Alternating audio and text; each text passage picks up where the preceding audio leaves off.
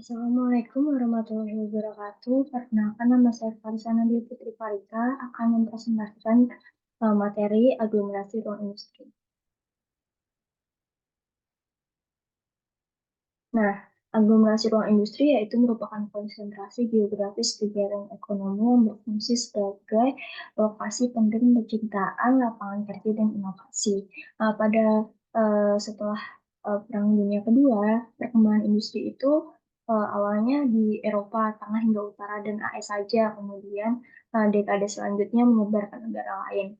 Nah, istilah aglomerasi ya, itu awalnya adalah localized industries, yaitu pemilihan lokasi untuk sebuah industri yang digunakan untuk kegiatan produksi dalam jangka waktu yang lama dan menguntungkan masyarakat.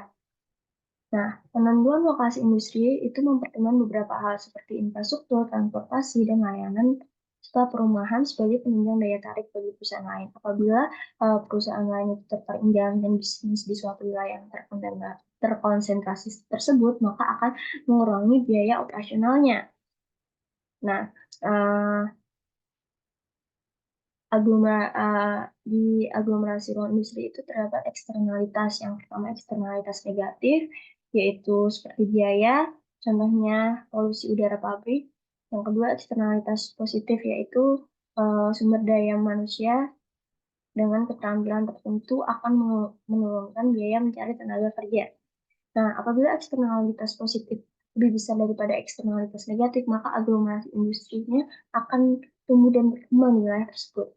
Nah, faktor-faktor penghematan biayanya antara lain yaitu terjalin hubungan pertukaran antara perusahaan, eh, sedianya lapangan kerja yang terdiferensiasi, yang ketiga terdapat pasar outlet, yang keempat dimungkinkan penggunaan bersama oleh sejumlah perusahaan dari suatu infrastruktur dan layanan, yang kelima terbentuknya suasana industri tertentu di wilayah tertentu, yang keenam yaitu reputasi yang diperoleh produk dari daerah konsentrasi industri tertentu. Nah, persebaran industri global itu relatif tidak berubah. Nah, industri sektor yang dinamis berubah secara internal dan menyebar secara spasial sehingga perlunya pertimbangan beberapa faktor. Yang pertama, disekonomis aglomerasi, yang kedua kebijakan regional, yang ketiga perkembangan teknologi, yang keempat adalah perusahaan multinasional.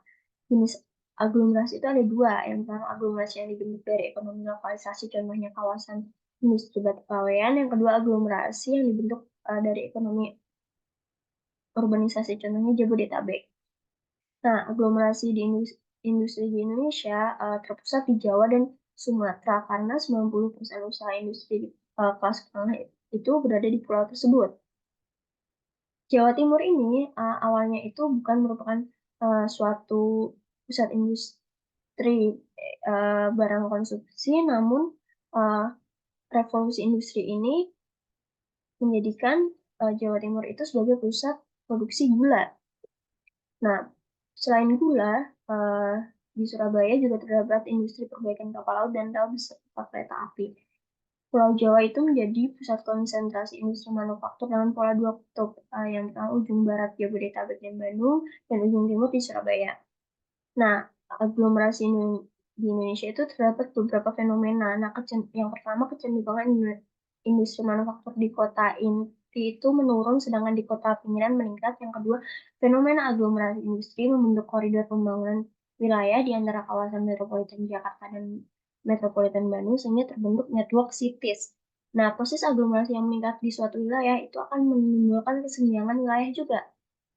Beberapa peta-peta aglomerasi. Kemudian, proses desentralisasi industri berupa relokasi dapat juga disebut dengan desentralisasi teritorial. Nah, sedangkan desentralisasi menuju pinggiran kota disebut dengan suburbanisasi. Proses relokasi menyebabkan terjadinya proses sentrifugal perluasan daerah perkotaan. Penyebab utama lokasi industri desentralisasi yang pertama penemuan listrik, yang kedua pengembangan sarana transportasi, yang ketiga biaya lebih tinggi di pusat industri yang lama. Eh, Karena efek tersebut, sehingga pemerintah yang daerahnya tertinggal harus mampu membuat kebijakan untuk desentralisasi industri dan membentukkan proses aglomerasi buatan. Yang pertama, dengan intervensi tidak langsung berupa Upaya negara dalam penyediaan infrastruktur, tawaran pemotongan pajak, dukungan pendanaan kepada perusahaan dan yang bersedia berlokasi di wilayah aglomerasi buatan. Yang kedua yaitu intervensi secara langsung, yaitu lokasi perusahaan yang bertindak sebagai kota pembangunan akan memicu aglomerasi yang bergerak sendiri sehingga menyebabkan diseminasi wilayah sekitarnya. Sekian presentasi dari saya, kurang lebihnya mohon maaf. Wassalamualaikum warahmatullahi wabarakatuh.